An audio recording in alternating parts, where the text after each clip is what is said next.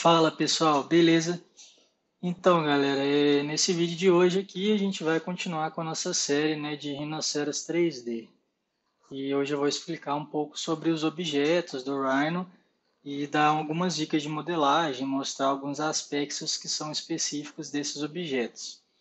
Esse vídeo que eu estou gravando agora, ele foi depois do que eu já fiz a gravação e ocorreu um problema com o vídeo da gravação, né, que é aquele vídeo que ficava do lado enquanto eu ficava fazendo tutorial. Então, nesse vídeo vai ter apenas a gravação da minha tela e o áudio. Então, vamos lá.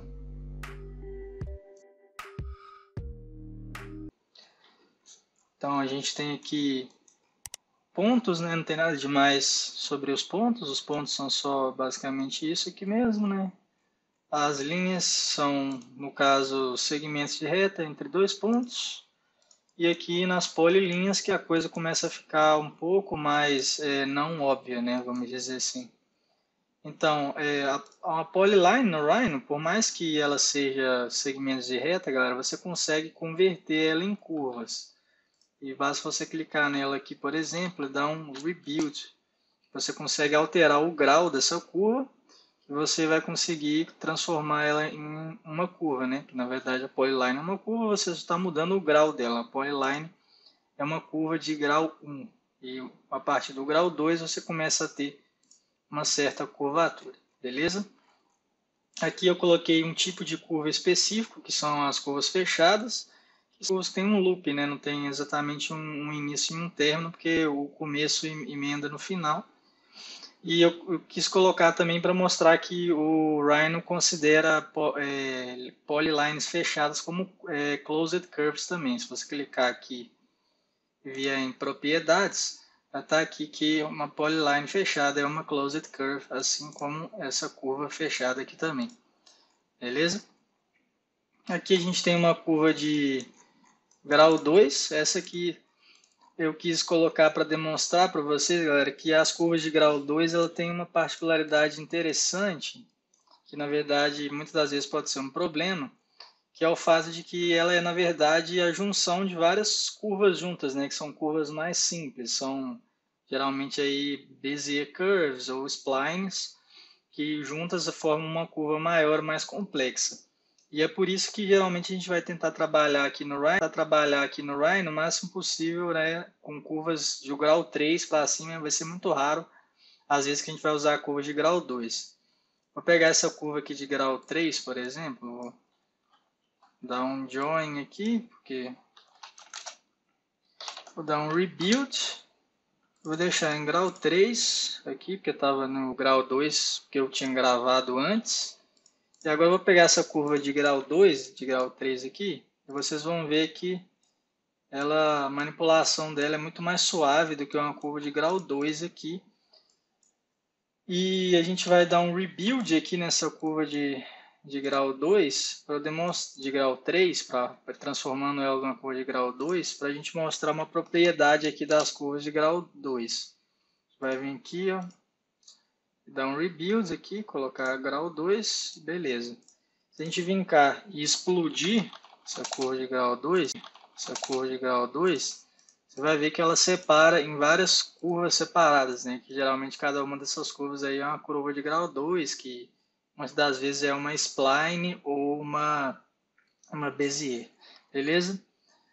E que são tipos de NURBS curve mais específicas, tá? Bom, e aqui se você vir, e outra coisa que eu esqueci de mostrar, é que, por exemplo, se você vir numa curva de grau 3 e você explodir a curva, não vai acontecer nada, ela vai continuar dessa mesma forma, beleza? Isso aí é só uma propriedade específica das curvas de grau 2, tá bom? Então vamos trocar aí para as próximas geometrias. Aqui a gente tem as nossas superfícies. As superfícies são basicamente isso aqui que você está vendo, né?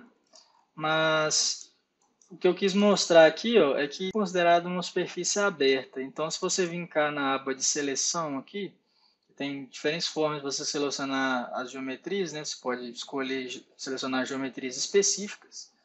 Você pode vir aqui em superfície e você pode selecionar aqui Open Surface, que ele vai selecionar todas as superfícies que são consideradas abertas. Aqui eu tenho uma superfície fechada, mas ela está fechada em uma direção apenas. E eu coloquei aqui ela para demonstrar para vocês que ela é uma superfície aberta, né? Considerada uma superfície aberta, apesar dela ser fechada em apenas uma direção. Beleza? Uma questão importante agora que eu vou demonstrar para vocês é a questão de como editar superfícies que são fechadas, né? Então tem um loop, assim, fazem esse loop. Se você vir cá e der um point zoom e você deformar nessa área aqui, ó, você vai ver que a deformação que cria aqui não é exatamente uma deformação suave. E a forma que a gente tem de resolver isso aqui é simplesmente adicionar mais pontos, né, de controle para que essa transição ela fique melhor representada, tá vendo? Vocês podem ver que agora para manipular aí temos mais pontos, o que torna a manipulação um pouco mais difícil, mas a transição ela fica um pouco mais suave. Isso é uma questão importante aí quando você for trabalhar com superfícies fechadas, beleza? Aqui a gente tem uma superfície cortada aqui, que eu quis mostrar o seguinte, galera. As superfícies cortadas, na prática, elas são só uma superfície que não é cortada, né, que é a untrimmed surface, que é basicamente uma superfície normal, com uma parte oculta. Então, quando você ativa os pontos de controle de uma superfície fechada e de uma superfície cortada, você vai ver que os pontos de controle são exatamente iguais, então a forma de manipular a superfície não muda, e o que ele está fazendo aqui na prática é só esconder essa parte aqui, né? Então se eu vir cá, por exemplo, der um untrim, que é um comando para descortar, vamos dizer assim, você pode clicar aqui e aqui, que basicamente volta a ser uma superfície normal. Isso porque o que o Rhino está computando, na verdade, é só superfície normal e ele está tirando um pedaço dela aí da superfície, beleza? Bom, agora a gente pode partir para outros tipos de geometria. Pode dar um hide nisso aqui.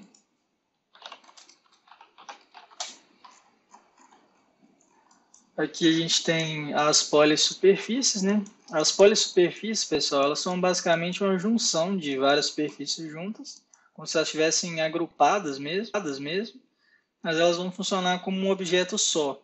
Só que para editar é um pouco mais complicado, porque não aparecem pontos de controle. Quando você pode ver aqui, se der um point zone nessa polissuperfície, não vai aparecer pontos de controle para você editar essa forma aqui desse jeito, tá, pessoal? Então, é sempre importante entender que tente manter, na maioria das vezes, sempre que possível, as suas geometrias como uma superfície só apenas, para que você possa ter maior controle e manipular isso de uma forma mais correta e que fique mais contínua, dependendo do fim que você vai ter. Mas, no geral, nunca é uma coisa muito boa você juntar várias superfícies em uma grande polissuperfície, a não ser que seja da sua necessidade aí no projeto, para mover as coisas, etc. Beleza? Aqui, existe uma forma de você deformar assim uma policada, e eu vou falar isso num próximo vídeo, que é usando um CAD, né? CAD, Edit.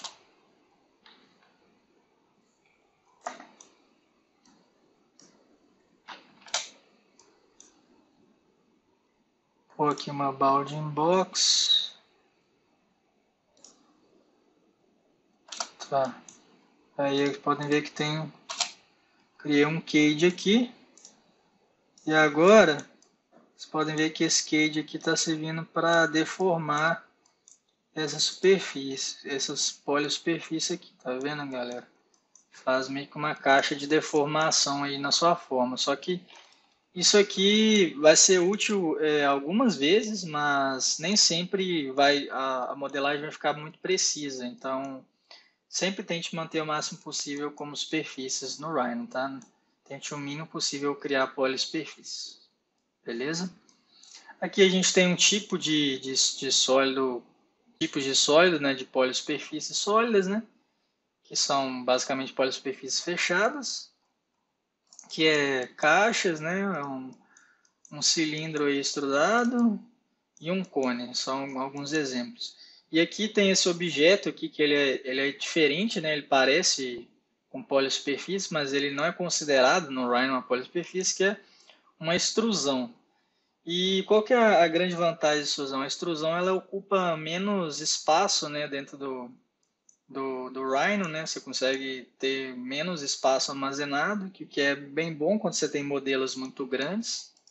Mas a grande desvantagem é que você não consegue editar com pontos de controle essas extrusões. Que eu vou pegar, por exemplo, essa curva aqui para dar um exemplo. Eu vou extrudar ela e vai ver aqui que está aqui, a propriedades Open Extrusion. Se eu vincar esses pontos aqui, mas agora se eu clicar nela e explodir essa extrusão, vai ver que quando eu selecionar ela aparece superfície. Se eu der um point zoom, já aparece aí os pontos de controle para a gente manipular a superfície, beleza?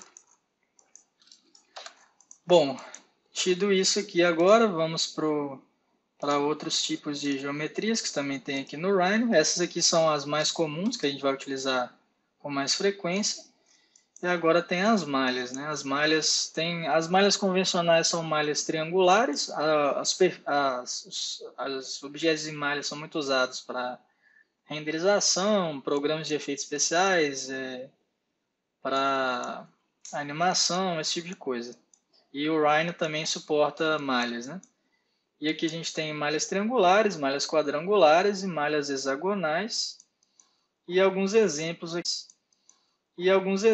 aqui de malhas aqui, que o tipo de geometria que você consegue fazer com malhas, né? A grande vantagem de você utilizar malhas é que, infelizmente, com superfícies comuns, você tem uma desvantagem de que você sempre tem que usar superfícies quadrangulares. E o que isso quer dizer? Você vir cá, eu tenho esse exemplo aqui de malhas que eu fiz aqui subdividindo, né? Eu peguei essa forma aqui, subdividi até chegar nessa aqui, por exemplo. Vocês podem ver que ela criou uma superfície contínua aí nessa forma totalmente diferente, com essas extrusões para esses lados aqui. E ela é basicamente uma geometria só, né? Você consegue editar isso aqui como uma geometria só, o que é bastante positivo aí. E geralmente, quando a gente vai fazer esse tipo de processo aqui, por exemplo, digamos que eu quero esse resultado final, eu vou trabalhar em algo como isso aqui e vou subdividir depois, né, para que fique mais suave, igual tá isso aqui. Mas o que eu quero mostrar é essa diferença também entre as superfícies e malhas aqui, ó. Você vir cá em superfícies e tentar editar isso aqui, você vai ver que simplesmente não vai dar, porque aqui no caso são várias superfícies juntas, porque você não consegue fazer uma superfície só com essa forma aqui, justamente pela limitação da superfície do Rhino ser sempre quadrangular, né? Você não vai conseguir fazer essa forma diferente aqui. E isso vai ser um problema, porque depois para editar aqui, ó, por exemplo, você vai ter que editar cada uma dessas superfícies. E para transformar isso aqui em uma coisa contínua, né, que seja suave, que dê esse aspecto suave aqui, né, nessas transições aqui, você vai ter muito mais problemas, né? Vai ser muito mais difícil você ficar editando isso aí. Da mesma forma que aqui também, nesse tipo de forma aqui, ó, tem esse rosto e esse rhino aqui. Para criar isso aqui também com superfície seria muito mais complicado, porque eu teria que juntar várias polissuperfícies, né? Então, juntar várias superfícies em uma polissuperfície, que seria bem complicado, né? Mas basicamente é isso, mostrar essa diferença aqui. E agora existe um terceiro tipo de geometria no Rhino, que ele é muito raramente usado por enquanto, que é porque basicamente o Rhino suporta poucas funcionalidades dessa geometria por padrão por enquanto. No Rhino 7, isso parece que vai mudar e eles vão adicionar algumas funcionalidades, que são as subdivisões. As subdivisões é como se eles pegassem uma malha poligonal mais simples que o programa está calculando e ele subdividisse essa malha muitas vezes e criasse uma superfície suave. Só que você mantém os pontos iniciais que você utilizou da sua malha, então você manipula poucos pontos de controle. Então ele é muito parecido com esse aspecto das superfícies em NURBS, mas na verdade ele está trabalhando aí com malhas, e a grande vantagem desse modo é realmente a suavidade e a facilidade de editar isso aqui, ó, tá vendo? Você está criando uma superfície altamente complexa com várias partes aqui que não daria para fazer numa superfície NURBS, e ela é alterada, né, com bastante facilidade. Enfim, é bastante simples, né? Isso é muito bom, por exemplo, para criar coisas como isso aqui, que é um modelo de design de produto, em que você tem que criar, por exemplo, essa coisa aqui toda contínua, né? Bom, e é isso, né? Subdivisões é aí algo que está sendo prometido aí para o Rhino 7, que vai... Prometido não, vai sair no Rhino 7. E que é bem interessante trabalhar por causa dessa questão dela ser basicamente como se fosse algo entre malhas e superfícies NURBS, né? A desvantagem é que você não tem tanta precisão quando você tem NURBS, mas você tem a suavidade da NURBS e a capacidade e a flexibilidade das malhas, né? Então, beleza, basicamente é isso, os tipos de geometrias que você vai encontrar no Rhino. E, bom, por essa aula é isso. Eu agradeço você ter ficado até o fim do vídeo. Se você gostou do vídeo, dê like aí, que é muito importante. Se inscreva no canal, ative o sininho. Então é isso e falou!